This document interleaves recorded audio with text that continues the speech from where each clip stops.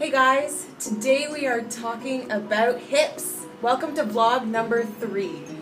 I don't know about you guys, but since the spring has started, I've just gotten a little bit more active, biking a little bit more, learning to play some soccer, and I'm finding that, and doing a little bit of running, and I'm finding that what is happening is I'm getting really tight hips. Has anybody else experienced that?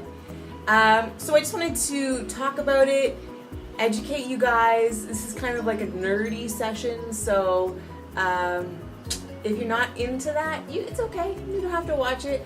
But if you do like to know why your body is in pain and how to fix it, or how to start to fix it, or how to understand your body, I would seriously suggest that you keep on watching. All right, so sore hips. Sore hips come from tight hip flexor muscles. Tight, and your hip flexors, surprisingly, are a group of muscles that are your iliopsoas muscles. So let's get that and show you. They're actually right here and here. And they attach at your spine, and then into your hips.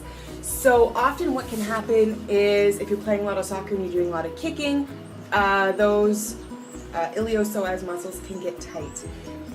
Your other hip flexor muscles are, stand up again. I should just stay standing. It's really better for my hips anyways. Tiny muscle called your tensor fasciae latae. It sounds like a fancy coffee. TFL, and it is right here. And then we have your adductor muscles. So these are the muscles that bring your leg into the body, and they're the inside of your leg here. And then what else do we have? TFLs. And there's a sartorius that starts on the outside and runs inside. So it's not just one muscle. Your hip flexors aren't just the muscles that are on the front of your hips, and it can get kind of complicated, and it can get a bit frustrating to figure them out. So what I wanted to do for you guys was show you 3 dynamic stretches that you can do before you do your exercise, your workout, your fun beach volleyball, whatever, so that you don't have such tight hips. The other thing is I kind of just wanted to give you guys a heads up that if you are experiencing tight hips, get it looked at, because it can lead to lower back pain, sciatica, knee pain, hip pain, and it's just not a good thing.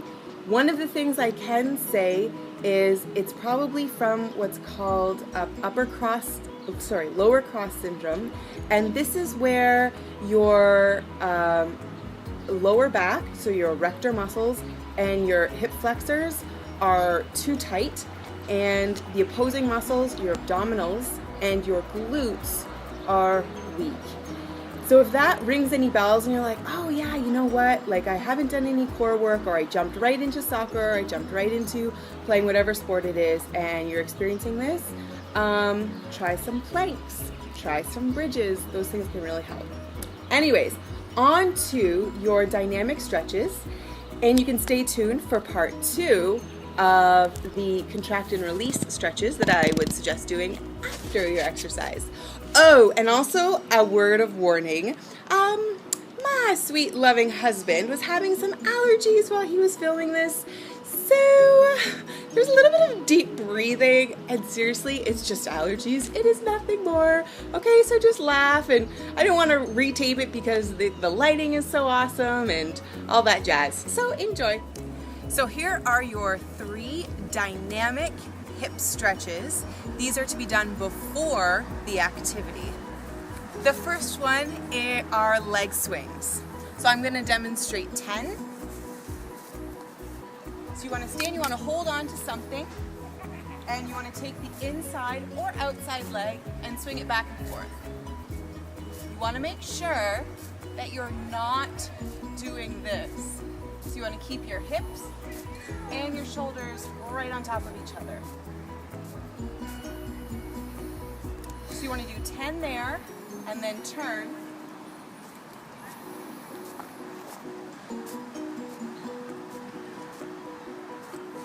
10 there. Switch and do the other side. Second are a 3-point hip opener. You want to grab something to protect your knees. Come on down, step. You want to make sure that your heel is in line with your knee. Diamonds are our girl's best friend's hands. And what you're going to do is you're going to send your hip forward, look up into the sky, and back. So you want to keep it moving, and you're going to do 6 of those.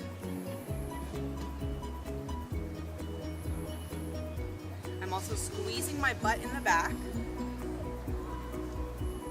Whoops. So that's the first one. The second point, you're going to come on over, angle the leg, and then send the hand back.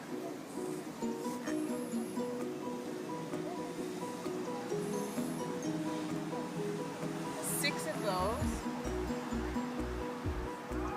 And then finish it off with your third point. You want to line your heel and your knee up with your hip. Do nothing with the hands, and you're just opening up that hip there. 5. So I'm keeping everything really solid and lined up through here. My glute is engaged.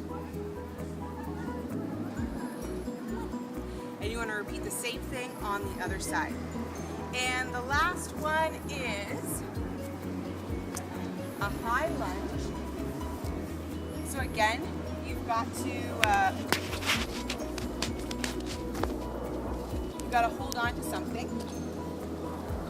You're going to get into a high lunge stance, kind of like a yoga lunge.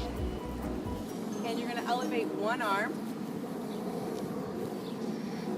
And then you're just going to bend this knee and come up. So I'm reaching up to the sky. I'm also tilting over just a little bit. And this is really helping to open up my rectus femoris, so the quad is the middle quad, and up into my hip. And my arm should be up and over. And anywhere between 6 to 10 of these. So there are your dynamic stretches.